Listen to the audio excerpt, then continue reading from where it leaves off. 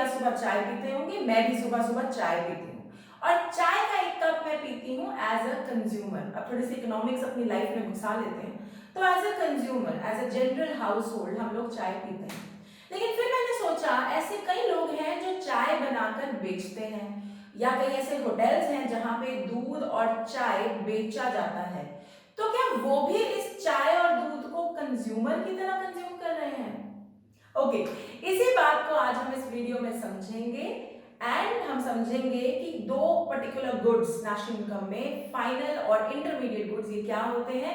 This video today is all about that. Welcome everyone, आप लोग देख रहे हैं इको वर्ल्ड डिजिटल क्लासेस।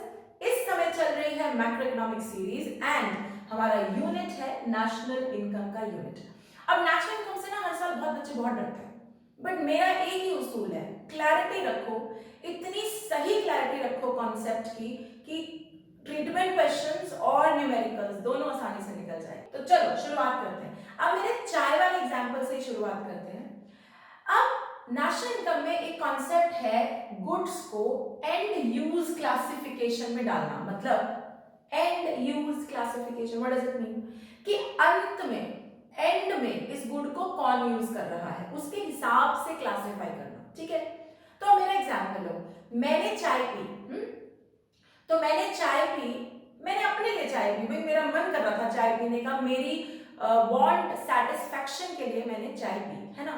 तो इसको अंत में, इस चाय को अंत में, एंड में किसने यूज किया? मैंने। और मैं कौन हूं इस सिचुएशन में? कंज्यूमर। कंज्यूमर कौन होता है? जो चीजें अपनी सेटिस्फैक्शन के लिए खरीदता है या यूज करता है, उसे हम कंज्यूमर कहते हैं। ठीक है ना। तो ये चाय का कप मैंने अपनी इच्छा, अपनी सेटिस्फैक्शन के लिए पिया, तो यहां पर एंड यूज मतलब लास्ट में इस गुड को किसने यूज किया? कंज्यूमर ने। तो मेरे केस में ये चाय बनी फाइनल गुड। ओके, अब इसको डेफिनेशन के साथ समझो। फाइनल गुड क्या होता है? फाइनल गुड वो होता है which is consumed by household और consumers for direct satisfaction of wants in the and.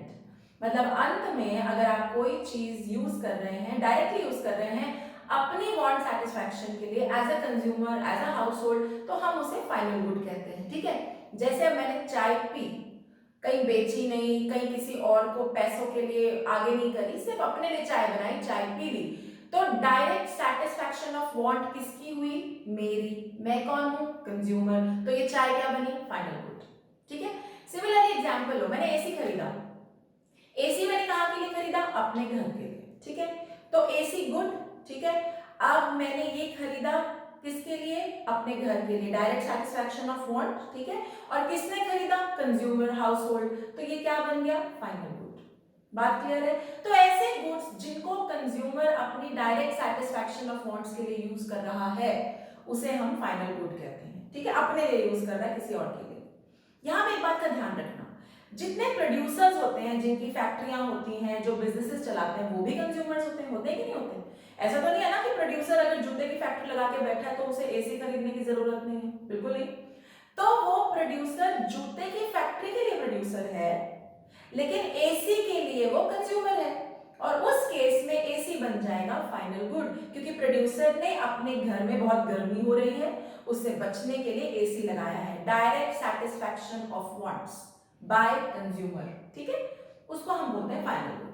Okay, अब आओ इंटरमीडिएट गुड पे, दूसरे टाइप का गुड। अब ये इंटरमीडिएट गुड क्या भला चीज है? मेरे एग्जांपल पे वापस जाओ, तो मैंने कहा मैंने सुबह सुबह चाय पी अपने लिए, तो वो क्या बना? Final good. ये बात तो तुम्हें मैंने समझा दी। बट मान लो मैं कोई चाय वाली होती, या मेरा कोई होटल चलता होता जहां मैं चाय बनाती तो सही, लेकिन अपने अपने लिए नहीं, अपने कस्टमर्स के लिए, उनको आगे बेचने के लिए, तो फिर ये जो चाय थी ये मेरे लिए फाइनल गुड ना होके इंटरमीडिएट गुड हो जाती। अब डेफिनेशन पे ध्यान दो, फिर वापस एग्जांपल पे समझेंगे। इंटरमीडिएट गुड्स वो होते हैं which move from one production unit to another. मतलब एक प्रोडक्शन यूनिट से, एक फैक्ट्री से दूसरी फैक्ट्री, एक दुकान से दूसरी दुकान, एक जगह से दूसरी जगह जाते हैं आगे प्रोसेस होने के लिए, आगे बेचे जाने के लिए, उनको हम कहते हैं इंटरमीडिएट गुड। जैसे कि रॉ मटेरियल। अब रॉ मटेरियल मान लो फॉर एग्जांपल तुम लोग कपड़े का काम कर रहे हो, तुम्हारा रॉ मटेरियल है कॉटन, तुम कॉटन से कपड़ा बनाओगे। अब तुम कॉटन नहीं बेच रहे हो, तुम कॉटन फार्मर से खरीद रहे हो, तो फार्मर हुआ एक प्रोडक्शन यूनिट। प्रोडक्शन यूनिट को सिर्फ फैक्ट्री नहीं सोचना, production unit can be anything, farmer भी प्रोडक्शन जो प्रोड्यूस कर रहा है। तो फार्मर ने कॉटन उगाया, फार्मर से तुमने कॉटन एज रॉ मटेरियल खरीदा, ठीक है, उसमें वैल्यू एडिशन की, मतलब उसमें कुछ चेंजेस किए, उसमें कुछ प्रोसेसेस किए। कॉटन तुम एज इट इज नहीं बेच रहे, तुमने कॉटन को कपड़ा बनाया और फिर कपड़े को बेचा। तो नाउ अब इंटरमीडिएट गुड क्या हुआ, वो गुड जो एक प्रोडक्शन यूनिट से दूसरी प्रोडक्शन यूनिट जाता है फॉर फर्दर प्रोसेसिंग, मतलब आगे प्रोसेस होने के लिए, उसका रंग रूप बदलने के लिए। तो कॉटन इस केस में क्या हुआ, इंटरमीडिएट गुड, क्योंकि तुम कॉटन नहीं बेच रहे, तुम कॉटन को फर्दर प्रोसेस कर रहे हो और तुम कॉटन को आगे कपड़ा बना के बेच रहे हो। अब यहाँ पे एक और बात का ध्यान रखना, अगर तुम दूसरा जो इंटरमीडिएट गुड होता है वो होता है रीसेल पर्पस के लिए। तो एक तो हो गया तुमने कॉटन फार्मर से खरीदा, वन प्रोडक्शन यूनिट, तुमने अपनी फैक्ट्री में कॉटन लाया, कॉटन को प्रोसेस किया, कपड़ा बनाया, कपड़ा आगे बेचा, तो कॉटन तुम्हारे लिए बन गया इंटरमीडिएट गुड, ठीक है। दूसरा तरीका ये भी हो सकता है कि तुम एक डिस्ट्रीब्यूटर हो, मतलब तुम एक इंटरमीडिएट हो, बीच में बैठे हुए हो, तुम्हारा काम है फार्मर से कॉटन खरीदना और आगे होलसेलर या रिटेलर को कॉटन बेचना। अब यहां पे बात ध्यान रखने वाली ये है कि इन दोनों ही सिचुएशंस में तुमने कॉटन को अपनी डायरेक्ट सेटिस्फैक्शन ऑफ वांट्स के लिए नहीं यूज किया।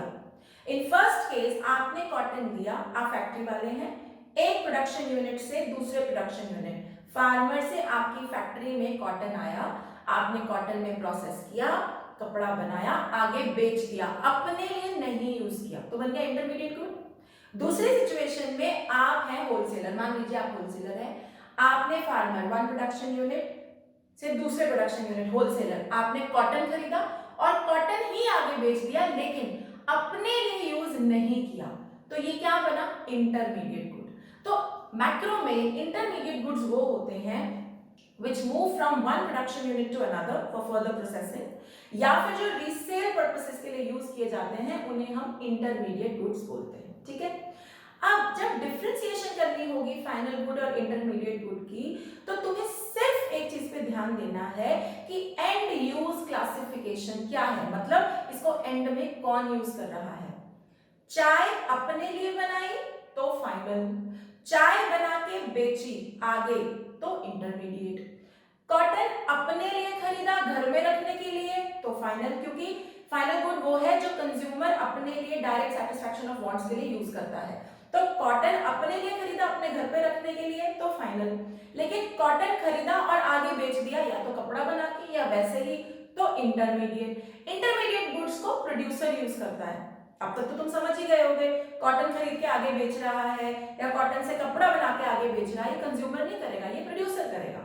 तो प्रोड्यूसर इंटरमीडिएट गुड्स को यूज करता है, करेक्ट। तो तुमने हमेशा ये देखना है कि उसे अंत में एंड यूज क्लासिफिकेशन कौन करेगा और उसके हिसाब से आपने डिफरेंशिएट करना है कि फाइनल गुड्स क्या है और इंटरमीडिएट गुड्स क्या है, ठीक है जी, ऑलराइट। अब आगे देखो, फाइनल गुड्स के आगे दो टाइप्स हैं, ये मैं अगली वीडियो में डिटेल में करूंगी। फाइनल गुड्स दो टाइप्स के होते हैं, कंज्यूमर गुड्स और capital goods. We will talk about them in detail next video में, फिलहाल के लिए सिर्फ इतना समझ लो। और एक कॉन्सेप्ट होता है प्रोडक्शन बाउंड्री का। अब ये क्या बना है, प्रोडक्शन बाउंड्री कुछ नहीं है, ऐसा समझ लो एक इमेजिनरी लाइन है जो फाइनल गुड और इंटरमीडिएट गुड को डिफरेंशिएट करती है। अभी के लिए सिर्फ ये डेफिनेशन समझो, क्योंकि मैं इस कॉन्सेप्ट को आगे बड़ी इंपॉर्टेंट चीज समझाने के लिए यूज करूंगी, इसीलिए मैं यहाँ पे इसको इंट्रोड्यूस कर रही हूँ। प्रोडक्शन बाउंड्री क्या होता है, इट्स एन इमेजिनरी लाइन, एक इमेजिनरी लाइन है जो फाइनल गुड्स और इंटरमीडिएट गुड्स को डिफरेंशिएट करवाती है, अलग करती है फाइनल गुड्स को इंटरमीडिएट गुड्स से, ठीक है। यहाँ तक बात क्लियर है, ओके। तो चलो एक क्विक रिवीजन मारते हैं। फाइनल गुड्स वो जो कंज्यूमर अपनी डायरेक्ट सेटिस्फैक्शन ऑफ वांट्स के लिए यूज करे, ओके, अपने लिए यूज करे। और इंटरमीडिएट गुड्स वो जो या तो रीसेल हो रहे, मान लो मैंने शॉल खरीदे किसी से और आगे मैंने बेचे, तो ये इंटरमीडिएट गुड। या फिर एक प्रोडक्शन यूनिट से दूसरी प्रोडक्शन यूनिट आते हैं फॉर फर्दर प्रोसेसिंग, जैसे रॉ मटेरियल, जैसे हमने कॉटन का एग्जांपल लिया, या तुम दूध का एग्जांपल ले सकते हो। मैंने दूध खरीदा, दूध आके बेच दिया, इंटरमीडिएट गुड। मैंने दूध खरीदा, दूध की चाय बनाई, खुद पी गई, फाइनल गुड। मैंने दूध खरीदा, दूध की चाय बना के चाय आगे बेची, इंटरमीडिएट गुड। अब क्लियर? अब ये सारा ज्ञान हम क्यों पढ़ रहे हैं? क्यों पढ़ रहे हैं कि फाइनल गुड क्या है, इंटरमीडिएट गुड क्या है? So here comes national income tick. National income का कैलकुलेशन का यूनिट चल रहा है। नेशनल इनकम क्या होती है, हम इसे कैसे कैलकुलेट करते हैं, ये हम कर रहे हैं इस समय।